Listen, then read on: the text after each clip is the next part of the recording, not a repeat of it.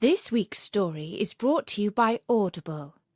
Please visit audiblepodcast.com/Storynory for your free audiobook download.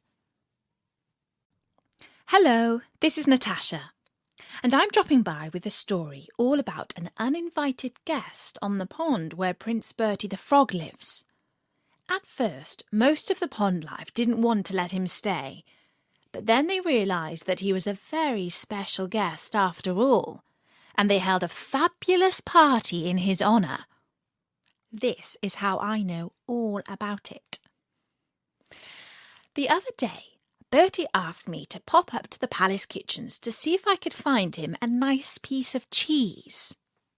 As you probably know, frogs don't normally eat cheese, but Bertie is no ordinary frog. After all, he used to be a prince. "Oh, Natasha," he said, "green slime for dinner is all very well, but I do so miss the taste of a nice piece of creamy cheddar cheese with just a little tang to it. Be a dear and see if you can find me some up at the palace." But before I reached the door of the kitchen, I heard a scream from inside. At first I thought perhaps someone had seen a ghost, because there are a few of those hanging around the palace. But then I heard the cook call out, "Rat! Rat!" The door was open a crack, and a moment later a grey creature with a pink nose squeezed through the opening and scuttled down the corridor. It almost ran over my toes. I couldn't help myself. I said, "Eek!" Because although some of my best friends are animals, I can't say that I'm all too fond of rats. In fact, they are probably my least favourite creatures of all, apart from cockroaches and spitting cobras. Oh yes, and I'm not so keen on jellyfish either. Oh, it's such an exciting story that I almost forgot to tell you about the free audiobook that you can download. So just hold on a minute while I tell you all about it. It's from our sponsor, Audible Books, and it's called Treasure Island by Robert Louis Stevenson. Shiver my timbers! If you like exciting stories about pirates, you've simply got to listen to this book. And it's just one of 40,000. If you go to audiblepodcast.com/Storynory or follow the link from storynory.com's sidebar, you can choose Treasure Island or any one of 40,000 audiobooks. You can listen to Audible books anytime, any place, just like you listen to Storynory. So drop by soon at audiblepodcast.com/Storynory and sign up for a free download. Now, where was I? That's it. Bertie and the Year of the Rat. There was such a commotion inside the kitchen that it didn't seem the right moment to wander in asking for a piece of cheddar. And so I went back down to the garden to tell Bertie and the pond life what I had seen. A rat inside the royal palace. Whatever next? When I arrived at the pond, I found that the birds, fish and amphibians who live there were holding a meeting. Sadie the black swan was speaking, and when she speaks, everyone listens, because she has what is called a very commanding presence. "This is not a village pond," she said.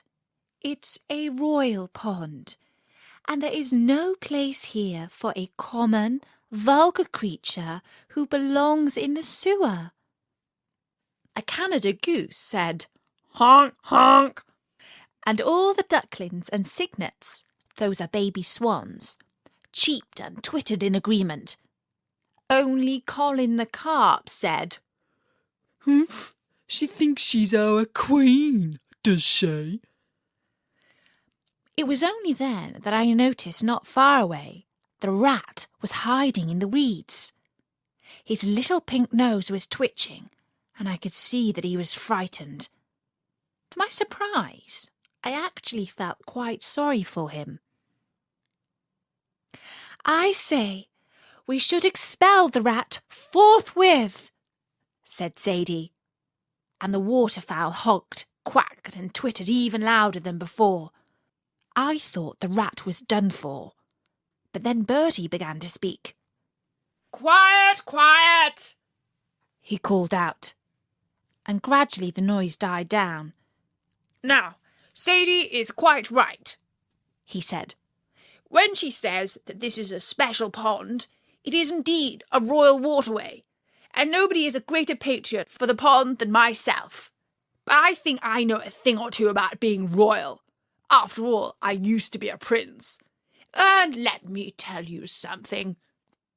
First of all, a true prince never turns anyone away because of the way they were born. It doesn't matter if you are a peacock or a rat, all creatures are equal. That's the prince's code. Except for dragons, of course.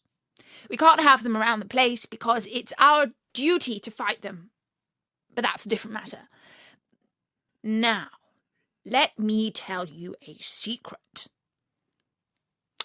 I might be a frog, but I was born in the Chinese year of the rat. And if a prince can be a rat as well as a frog, then I say that rats have just as much right to live in a royal palace as anyone else. As it happens, creatures who are born in the year of the rat are rather nice. They are smart, ambitious, and easy to like. And now, here's another thing. It just so happens that this year is the year of the rat. And do you know what that means?